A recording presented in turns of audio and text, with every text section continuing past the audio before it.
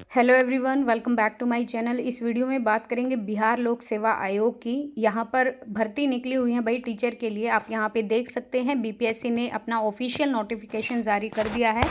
कुल पद की बात करें 69,706 पद हैं, जिसमें पिछड़ा वर्ग, अति पिछड़ा वर्ग कल्याण विभाग के अंतर्गत 916 पद हैं। और यहाँ पर कैटेगरी वाइज इनको कैटेगराइज किया गया है। शिक्षा विभाग के अंतर्गत मध्य विद्यालय वर्ग 6 से 8 विद्यालय अध्यापकों के लिए 31,982 पोस्ट। अब जो बीएड वाले हैं वो यहाँ पे भर सकते हैं, लेकिन आप अपनी ही कैटेगरी में भरोगे, टीजीटी में, पीआरटी में नहीं। ये सुप्रीम कोर्ट की तरफ से पहले ही ऑर्डर आ चुका है कि बीएड वाले छात्र सिर्फ अपनी कैटेगरी के लिए एलिजिबल रहेंगे, पीआरटी में नहीं डालेंगे।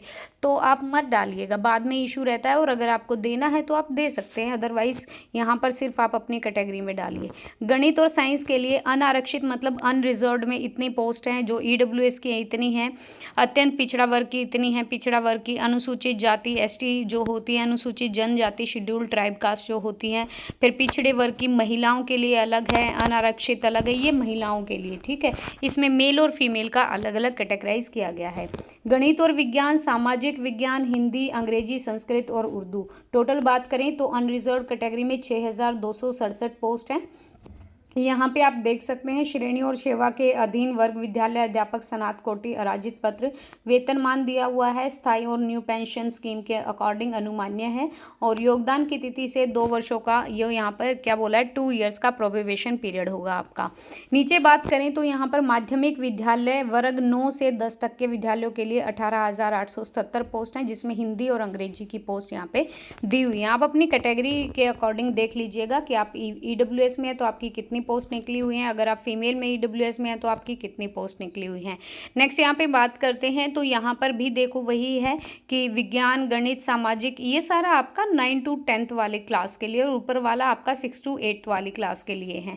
बाकी यहाँ पे सारी बात करेंगे एलिजिबिलिटी वगैरह की। फिर माध्यमिक विद्यालय 9 से 10 के विशेष विद्यालय अध्यापकों के लिए, जो हमारे स्पेशल जो स्कूल होते हैं उनके लिए 270 पद हैं। तो आप देख सकते हैं, जिसमें आपके डिसेबल्ड जो स्टूडेंट्स होते हैं, लाइक ये देख लीजिए, प्रमस्तिष्कीय पक्षाघात, पूर्ण दृष्टि बाधित, ब्लाइंडनेस, जिसने स्पेशल एजुकेशन का, जिसके पास डिप्लोमा है या फिर बीएड किया हुआ है, तो उन लोगों के लिए है। बाकी यहाँ पे फीमेल के लिए देखो है भी नहीं। और अनारक्षित में 12 ही पोस्ट हैं। और अगर अत्यंत पिछड़ा वर्ग में बात करें तो यहाँ पर लो विजन में 1 ही पोस्ट है, यहाँ पर मेल के लिए। बाकी यहाँ पर देख लीजिए कि कैटेगराइज किया गया है अलग अलग कैटेगरी में पोस्ट को, कि आप कौन सी पोस्ट के अंडर आते हो। फिर यहाँ पर पीजीटी की बात करें 11 to 12 के अध्यापकों के लिए 18,577 पद हैं, जिसमें आप देख सकते हैं बॉटनी है आपका, जोलॉजी है, केमिस्ट्री है, मैथ है, फिजिक्स है, इकोनॉमिक्स है, geography, history, home science, music, philosophy, political science, psychology, आपकी सोशियोलॉजी, अकाउंटेंसी, बिजनेस, एंटरप्रेन्योरशिप, आपकी ये सारी भाषाएं हैं जो हमारी संविधान में दी हुई हैं, जितनी भी 22 भाषाएं हैं उनके अकॉर्डिंग। फिर यहाँ पर वेतन दिया है। नेक्स्ट यहाँ पे बात की है कि मध्य विद्यालय के स्नातक कोटि के विद्यालय अध्यापक और माध्यमिक और उच्च माध्यमिक विद्यालय के पद के विषयवार आरक्षण रोस्टर समेकित पद के लिए यहाँ पर ऑफिशियल वेबसाइट पर है। ये पदों की संख्या घट बढ़ सकती है, ये बाद में हो जाता है कई बार। अभ्यर्थियों की संख्या के अनुरूप परीक्षा का संचालन 1 से अधिक चरणों में होगा। तो यहाँ पर शिफ्ट वाइज पेपर होगा, ठीक है। उसके लिए जो आपकी यहाँ पर जो एसेंशियल चीज़ें मांगी गई हैं, एक तो भारत का नागरिक हो, दूसरा आपका विद्यालय अध्यापक के पद पर नियुक्ति हेतु राष्ट्रीय अध्यापक शिक्षा परिषद द्वारा समय समय पर निर्धारित शैक्षणिक और प्रशैक्षणिक योग्यता हो आपके पास। विशेष विद्यालय अध्यापक के लिए आपके पास भारतीय पुनर्वास परिषद के अनुरूप अनुमान्य होगा। राज्य सरकार और केंद्र सरकार द्वारा आहूत शिक्षक परीक्षा में उत्तीर्ण हो, मतलब आपका सीटेट पेपर 2 और बीटेट पेपर 2 इनमें से आपका हो सकता है। फिर आपका माध्यमिक विद्यालयों के लिए, विशेष विद्यालय के अध्यापकों के लिए सीटेट पेपर 1 है आपका, और उच्च माध्यमिक विद्यालयों के लिए आपका सीटेट पेपर 2 है यहाँ पे, ठीक है जी। तो जो यहाँ पर माध्यमिक है ना, उसमें आपका एस्टेट पेपर 1 है, और जो आपका मध्य विद्यालय है यहाँ पर बीटेट पेपर 2 या सीटेट पेपर 2 है। और उच्च माध्यमिक के लिए आपका एस्टेट मतलब स्टेट का जो पेपर होता है आपका, वो आपका उत्तीर्ण होना चाहिए।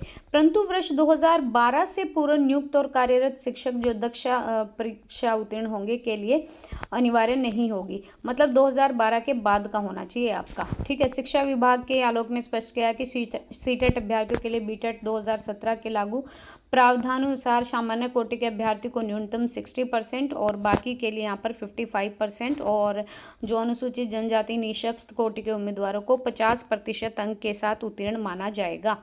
ठीक है, बाकी आप यहाँ पे देखो विद्यालय अध्यापक के स्नातक कोटि अगर 6 to 8 की बात करें तो यहाँ पर देखो गणित और विज्ञान विद्यालय अध्यापक, सामाजिक विज्ञान और भाषा विद्यालय। फिर यहाँ पर आपकी एलिजिबिलिटी दी है, या आपका स्नातक हो, डिग्री होनी चाहिए और प्रारंभिक वर्ष में आपका द्वितीय डिप्लोमा चाहे जहाँ से भी हो, और कम से कम 50% आपका जो आपका यूजी है, सॉरी जो आपका ग्रेजुएशन है या पोस्ट ग्रेजुएशन है या फिर बीएड, और 45% के साथ आपका साइकोलॉजी में 1 साल का 1 वर्षीय स्नातक बीएड जो इस संबंध में बार बार जारी किए गए राष्ट्रीय अध्यापक शिक्षा परिषद मान्यता द्वारा अनुसार प्राप्त किया हो। फिर है आपका बीएलएड हो सकता है, फिर आपका बीएड बीसीएड हो सकता है, 50% के साथ आपका ग्रेजुएशन और 1 वर्षीय आपका बीएड हो सकता है। ये सारी आपकी एलिजिबिलिटी हैं। फिर आप नीचे चलोगे तो नीचे भी इनमें यहाँ पे दिया हुआ है अलग अलग कैटेगरी वाइज। यहाँ पे शिक्षा शास्त्र में डिप्लोमा विशेष शिक्षा बीएड के लिए भारतीय पुनर्वास परिषद द्वारा मान्यता प्राप्त पाठ्यक्रम मान्य होगा।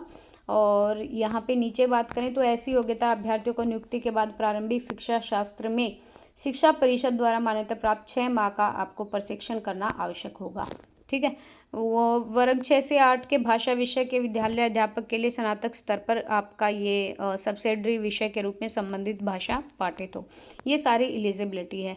और अगर आप स्पेशलाइजेशन मतलब पीजीटी के लिए केमिस्ट्री के लिए कर रहे हो तो आपका केमिस्ट्री सब्जेक्ट होना चाहिए, ये वही चीज़ है। फिर यहाँ पर 9 से 10 तक के विद्यालयों के लिए शैक्षणिक योग्यता दी है, तो आप देख सकते हैं विषय समूह में कम से कम 50% आपका डिग्री और फिर आपका बीएड होना चाहिए। ठीक है जी, उसके लिए फिर आगे ये 9 से 10 अध्यापकों के लिए ये शारीरिक शिक्षा के लिए सबका अलग अलग दिया है, तो आप देख लीजिएगा एक बार। संगीत विषय के लिए दिया है, फिर ललित कला नृत्य विषय कक्षा 9-10 के लिए विद्यालय अध्यापक के लिए आवश्यक शैक्षणिक योग्यता, ये सारी आपकी अलग अलग कैटेगरी वाइज इनको किया गया है।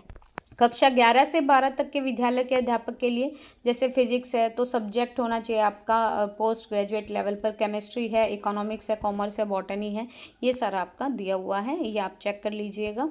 आगे चलते हैं यहाँ पर, और ये है आपका प्रारंभिक शिक्षक जो आपका पीआरटी होता है 6 से 8 तक के लिए कुल 234 पद हैं यहाँ पे, ये भी अलग अलग इन्होंने हॉरिजॉन्टल रिजर्वेशन दे रखा है। 35% है आपका महिलाओं के हेतु और फिर आपका डिसेबल्ड के लिए है। प्रारंभिक शिक्षक वही दे रखा है जो आपका 6 से 8 जो माध्यमिक विद्यालय जिसको बोलते हैं, तो ये उसके बारे में है। फिर आपका 2 वर्ष का आपका प्रोबेशन पीरियड रहेगा, ये सैलरी वगैरह दे रखी है। फिर यहाँ पर टीजीटी के लिए 248 पद हैं माध्यमिक के लिए, और उच्च माध्यमिक 11 से 12 पीजीटी के लिए 403 पद हैं, ये भी देख लीजिएगा। फिर आपका प्रधानाध्यापक के लिए भी यहाँ पर 31 पोस्ट हैं, और नीचे वही चीज़ दी हुई है कि वर्ग 6 से 8 के लिए यहाँ पर गणित और शिक्षण, सामाजिक शिक्षण, भाषा शिक्षक, ये फिर वर्ग 6 से 8 के लिए भारत का नागरिक, अगेन द सेम थिंग है, यहाँ पे दी हुई हैं, ये एक बार पढ़ लीजिएगा आप, कहीं बाद में आपको प्रॉब्लम हो। फिर ये पीजीटी वालों के लिए हैं। फिर है यहाँ पर प्रधानाध्यापक के पद पर नियुक्ति के लिए आवश्यक शर्तों में एस्टेट की कोई अर्हता का प्रावधान नहीं है। ठीक है, और यहाँ पर आपकी जो एज लिमिट काउंट होगी वो 1/8/2023 से होगी। ठीक है, उसके लिए आपका मिनिमम 18 वर्ष है, और उच्च माध्यमिक विद्यालयों के लिए माध्यमिक शिक्षा और उच्चतम के लिए 21 वर्ष है। और मैक्सिमम जो है यहाँ पर पुरुष के लिए 37 है सभी स्टेट में, हरियाणा में 42 है, और महिलाओं के लिए आपका 40 ईयर है अनारक्षित अनरिजर्व के लिए, और जो रिजर्व फीमेल है उनके लिए 42 है। देखो यहाँ पर पुरुष चाहे आपका रिजर्व हो या अनरिजर्व हो, एक सेकेंड, पिछड़ा वर्ग, अत्यंत पिछड़ा वर्ग की महिला और अनारक्षित, हाँ ठीक है, जो यहाँ पर 40 ईयर है आपका फीमेल का, और जो अनुसूचित जनजाति शेड्यूल ट्राइब पुरुष और महिलाओं के लिए सबके लिए, जो शेड्यूल ट्राइब के लिए उनके लिए 42 वर्ष है, और बाकी अनरिजर्व के लिए 37 है। ठीक है, ये याद रखिएगा। और बाकी आपका यहाँ पर लिखित परीक्षा होगी इस बिहाफ पे कि सामान्य अध्ययन एवं विषय 150 पर्सन होंगे, भाग 1 में 1 से 30, भाग 2 में 40, भाग 3 में 80, 2.5 घंटे की परीक्षा होगी, 150 नंबर का पेपर भी होगा यहाँ पे। ठीक है। बाकी आप नीचे देखेंगे तो यहाँ पर भी ये 9 से 10 के लिए है, वो 6 से 8 तक के लिए है। ओके, तो ये यहाँ पे भी भाग 1, भाग 2 और भाग 3 इस तरीके से होगा। और फिर आपका ये देख सकते हैं यहाँ पे भी भाषा अर्था 150 नंबर का ये पीजीटी वालों के लिए है, भाग 1, भाग 2, भाग 3 के लिए। नेगेटिव मार्किंग नहीं है, इसमें साफ लिखा है नेगेटिव मार्किंग नहीं होगा, ठीक है। और पूर्ण मूल्यांकन मतलब रीचेकिंग नहीं हो सकती दोबारा से। और बाकी ये आपकी मेधा सूची दे रखी है, तो इसमें आप देख सकते हैं मेधा सूची में साक्षात्कार भी नहीं होगा, इंटरव्यू नहीं है इसमें। और ये आपको पता ही है मेरिट लिस्ट में आपकी जो हायर जो एज का कैंडिडेट होता है उसको प्रायोरिटी दी जाती है। अगर दोनों कैंडिडेट के सेम पॉइंट या सेम कट ऑफ गई है, मतलब अगर आपके भी 70 हैं और दूसरे के भी, तो उसमें से जो एज वाइज बड़ा होगा उसको प्रायोरिटी दी जाएगी। ये आरक्षण की है। अगर आप नॉन क्रीमी लेयर या क्रीमी लेयर में आते हैं तो आपके पास क्या होना चाहिए, अपना सर्टिफिकेट होना चाहिए। यूआर के लिए यहाँ पर कोड है 1, एससी के लिए 2, एसटी के लिए 3, ईबीसी के लिए 4, बीसी के लिए 5, बीसीएल के लिए 6 और ईडब्ल्यूएस के लिए 7। तो आप अगर ईडब्ल्यूएस हो तो 7 कोड अप्लाई करोगे। अस्थायी दिव्यांगता प्रमाण पत्र में निर्धारित अवधि के बाद नवीनीकरण नहीं होने की स्थिति में प्रमाण पत्र विधि मान्य नहीं होगा, ये भी ध्यान रखिएगा। The right of person with disability rules 2017 के अकॉर्डिंग। यहाँ पे फिर ये डिटेल नोटिफिकेशन है आपका, एक बार देख लीजिएगा क्या क्या आपको चाहिए होगा।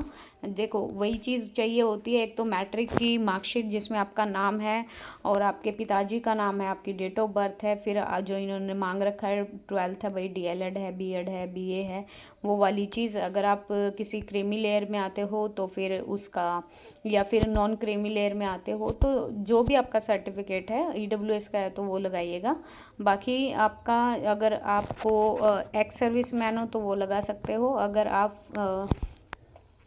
फ्रीडम फाइटर के घर से हो तो वो लगा सकते हैं। 2 फोटो, हाल का खींचा हुआ 2 फोटो, और आधार कार्ड आपका लिखित परीक्षा के लिए भरे और डाउनलोड, और लिखित परीक्षा के लिए ई एडमिट कार्ड की प्रति, ये बाद की बात है, ठीक है। प्रमाण पत्रों की जांच होगी। यहाँ पर शुल्क है आपका, अभ्यर्थी को प्रत्येक पद के लिए बायोमेट्रिक फ़ी के लिए 200 रुपये अलग अलग प्रत्येक परीक्षा में यहाँ पे दिया हुआ है। सामान्य अभ्यर्थियों के लिए 750 रुपये, अनुसूचित जाति जनजाति के लिए 200, सभी आरक्षित अनारक्षित वर्ग की महिलाओं के लिए केवल 200 रुपये हैं। और जो फिजिकल हैंडीकैप है 40% या इससे ज़्यादा उसके लिए 200, बाकी सभी उम्मीदवारों के लिए 750।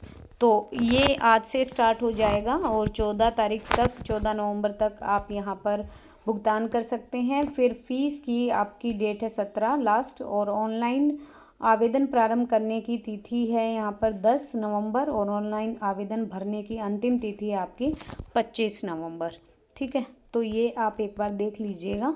बाकी जो भी यहाँ पर देना चाहता है वो भर सकता है।